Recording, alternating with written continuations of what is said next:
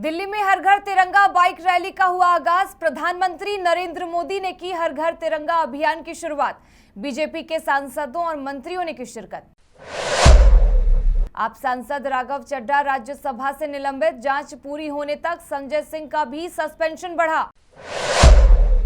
दिल्ली के स्कूलों में मोबाइल पर लगी रोक, सरकार ने जारी की सभी स्कूलों के लिए एडवाइजरी।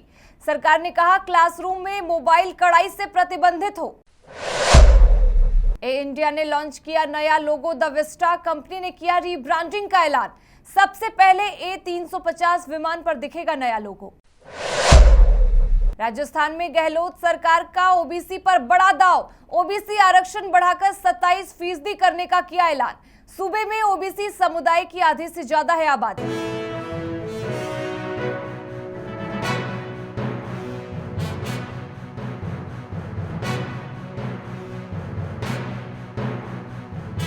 नमस्कार, आप देख रहे हैं न्यू इंडिया लाइव और आपके साथ मैं हूं सलोनी शिवा। नजर डालेंगे आज के हम खबरों पर। हर घर तिरंगा अभियान को आगे बढ़ाते हुए सांसदों ने आज हर घर तिरंगा बाइक रैली निकाली। बता दें कि दिल्ली के प्रगति मैदान में उपराष्ट्रपति जगदीप धनखड़ ने रैली को सुबह 8 बजे हरी झंडी दिखाई। इस कार्यक्रम में सांसदों और मंत्रियों समेत बड़ी संख्या में आम लोगों ने भी रैली में हिस्सा लिया। इस दौरान केंद्रीय मंत्री अनुराग ठाकुर, किशन रेड्डी और शोभा करंदलाजे तिरंगे के साथ बाइक रैली में पहुंचे। इसी अभियान को आगे बढ़ाते हुए सांसदों ने आज हर घर तिरंगा बाइक रैली निकाली। इस दौरान केंद्रीय मंत्री अनुराग ठाकुर ने विपक्ष पर निशाना साधते हुए कहा कि उत्तर पूर्व में विपक्ष अपना काला इतिहास नहीं सुन पाए और सच्चाई सुने बगैर भाग निकले। हर घर तिरंगा अभियान को पिछले साल प्रधानमंत्री द्वारा शुरू किया गया था। अनुराग ठाकुर ने मीडिया से बातचीत में संसद में अविश्वास प्रस्ताव पर जीत का जिक्र किया। प्रधानमंत्री मोदी के भाषणों को याद करते हुए उन्होंने कहा कि जब कांग्रेस ने पूर्वोत्तर में अपना काला इतिहास देखा तो वे भाग निकले। जब उन्होंने पीएम मोदी के संकल्प और पूर्वोत्तर के लिए मणिपुर के लिए प्यार देखा तो वे भाग निकले। इससे पता चलता है कि घमंडिया गठबंधन सच नहीं सुन सकता। दिल्ली सेवा बिल को रोकने में नाकाम रहने के बाद अब आम आदमी पार्टी को एक और झटका लगा है। पार्टी के राज्यसभा सांसद राघव चड्ढा को सस्पेंड कर दिया गया है।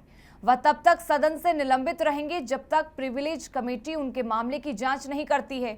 यही नहीं, कुछ दिन पहले राज्यसभा से इस सत्र के लिए सस्पेंड किए गए सांसद संजय सिंह को अगले सत्र के लिए भी निलंबित करने का फैसला किया गया है। राज्यसभा के सभापति जगदीप धनखड़ ने आप सांसद संजय सिंह को निलंबित करने की घोषणा की। बता दें कि आप सांसद राघव चड्ढा पर 5 सांसदों ने आरोप लगाया कि राघव चड्ढा ने बिना उनकी सहमति के प्रस्तावित पैनल में उनका नाम जोड़ दिया। सभापति जगदीप धनखड़ ने बुधवार को सांसदों की शिकायतों की जांच विशेष अधिकार समिति को भेज दी थी।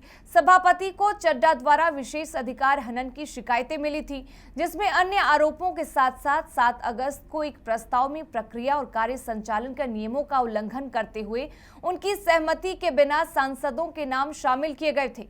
इस मामले पर केंद्रीय मंत्री पीयूष गोयल ने कहा कि बिना सहमति के सांसदों का नाम सेलेक्ट कमेटी के प्रस्ताव में शामिल करने पर राघव चड्ढा ने सदन की मर्यादा की अवमानना की, सांसदों के विशेष अधिकार का हनन किया।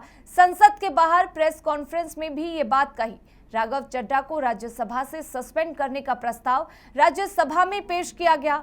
जब तक विशेष अधिकार समिति अपने रिपोर्ट नहीं देती, सस्पेंशन जारी रहा।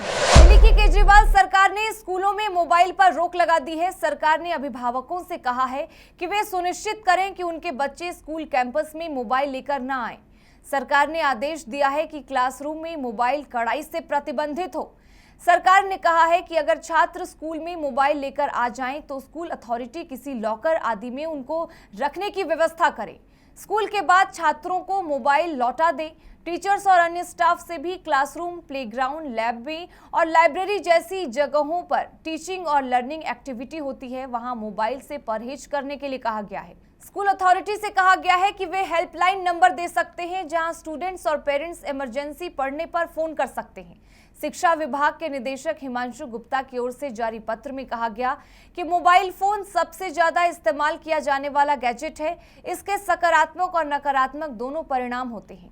इसके अत्यधिक उपयोग से अवसाद, चिंता, असामाजिक अलगाव, अत्यधिक तनाव हो सकता है। इसके अलावा धमकाने और उत्पीड़न की घटनाएं भी होती हैं जो सामाजिक ताने बाने के साथ साथ बच्चों के भविष्य के लिए भी हानिकारक होती है। टाटा समूह के स्वामित्व में आने के बाद एयर इंडिया ने गुरुवार को अपने नए लोगों को लॉन्च किया। इस इवेंट में एयरलाइन की नई ब्रांड पहचान और विमान के रंग रूप का भी अनावरण किया गया।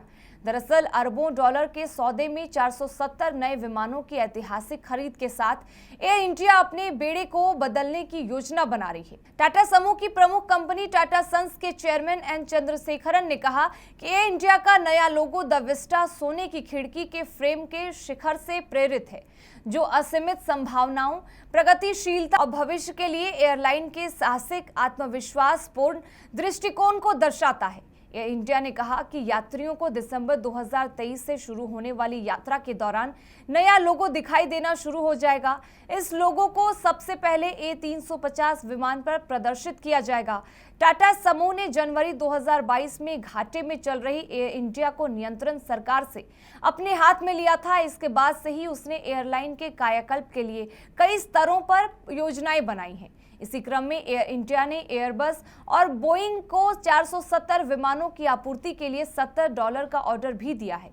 टाटा समूह की प्रमुख कंपनी टाटा सन्स के चेयरमैन एन चंद्रशेखरन ने कहा कि इंडिया के परिचालन में सर्वोत्तम आर्टिफिशियल इंटेलिजेंस और मशीन लर्निंग का इस्तेमाल किया जाएगा।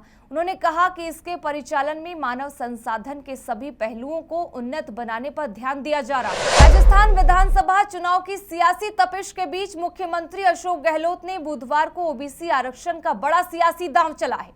कांग्रेस नेता राहुल गांधी की मानगढ़ में मौजूदगी में गहलोत ने राजस्थान में जातिगत जनगणना कराने और ओबीसी के आरक्षण को 21% से बढ़ाकर 27% करने का ऐलान कर दिया। चुनावी लिहाज से ओबीसी आरक्षण का फैसला कांग्रेस के लिए ट्रम्प कार्ड साबित हो सकता है, क्योंकि सूबे में आधे से ज्यादा आबादी ओबीसी समुदाय की है और आरक्षण बढ़ाने की मांग लंबे समय से हो रही थी। सीएम गहलोत ने राहुल गांधी के सामाजिक न्याय वाले मुद्दे पर कदम बढ़ाने का निर्णय लिया है। इसलिए मानगढ़ में उन्होंने कहा कि राहुल गांधी की भावना के हिसाब से राजस्थान में जातिगत जनगणना शुरू होगी।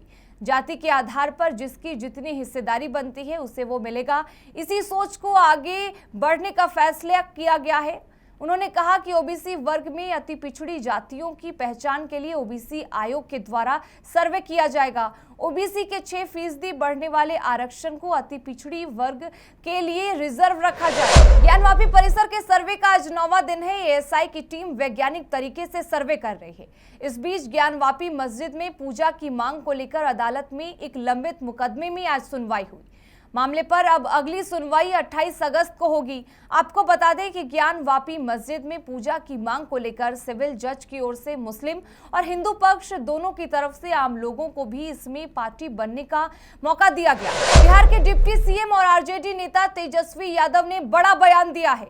पटना में पत्रकारों से बात करते हुए तेजस्वी यादव ने पहली बार कहा कि वे नरेंद्र मोदी और अमित शाह का विरोध नहीं कर रहे हैं। इंडिया बनने के बाद गठबंधन के किसी नेता ने पहली बार इस तरह का बयान दिया है। हालांकि इस दौरान तेजस्वी यादव ने केंद्र सरकार पर जमकर निशाना भी साधा। आरजेडी नेता ने यह भी कहा कि उन लोगों के सत्ता में आने के बाद देश के इतिहास को बदला जा रहा है, लोकतंत्र को खत्म किया जा रहा है। तेजस्वी यादव ने आगे कहा कि अगर कोई सच बोल रहा है तो उस पर कार्रवाई की जा रही है। अब तो ऐसा लगता है कि देश में अघोषित इमरजेंसी है। अमेरिकी अभिनेत्री और गायकी मैरी मिलबेन गुरुवार को मणिपुर मुद्दे पर प्रधानमंत्री नरेंद्र मोदी के समर्थन में सामने आई। उन्होंने कहा कि वह हमेशा पूर्वोत्तर राज्य के लिए लोगों के लिए लड़ते रहते हैं। उनकी टिप्पणी उनकी सरकार के खिलाफ अविश्वास प्रस्ताव के जवाब में संसद में पीएम मोदी के संबोधन के बाद आई।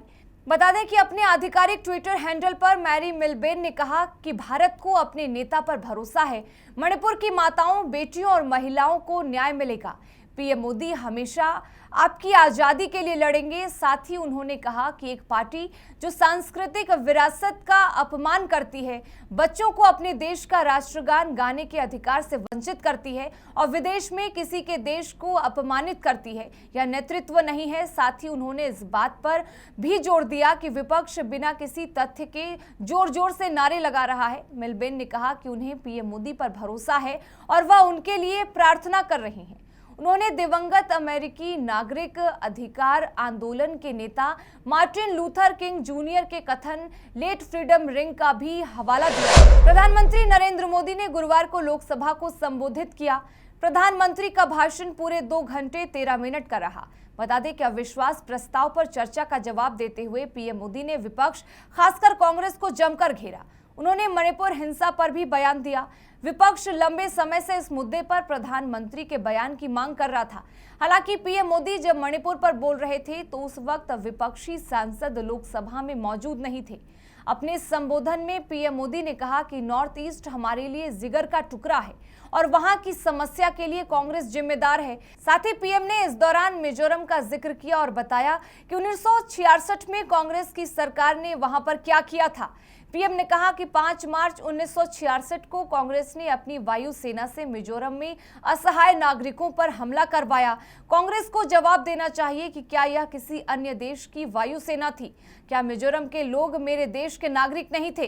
क्या उनकी सुरक्षा भारत सरकार की जिम्मेदारी नहीं थी? आईआईटी दिल्ली को नई सफलता मिली है। बता दें कि आईआईटी दिल्ली ने नई तकनीक से जवानों के लिए वजन में काफी हल्की बुलेट प्रूफ जैकेट तैयार की है, जो कि तकनीक ट्रांसफर के लिए तैयार है।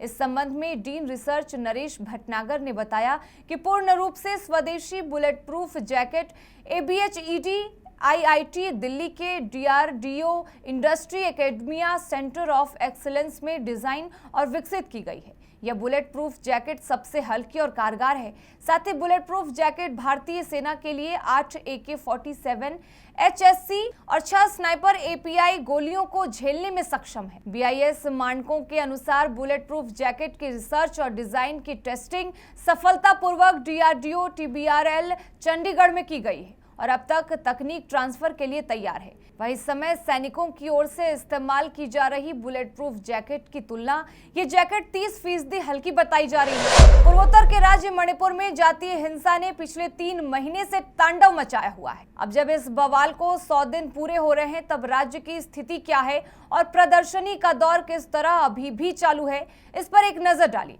मणिपुर में 3 मई को जो हिंसा शुरू हुई थी, उसे 10 दिन पूरे हो गए हैं। अभी भी हालात ठीक नहीं है और राज्य की स्थिति को लेकर बीते दिन ही देश की संसद में एक लंबी बहस खत्म हुई है।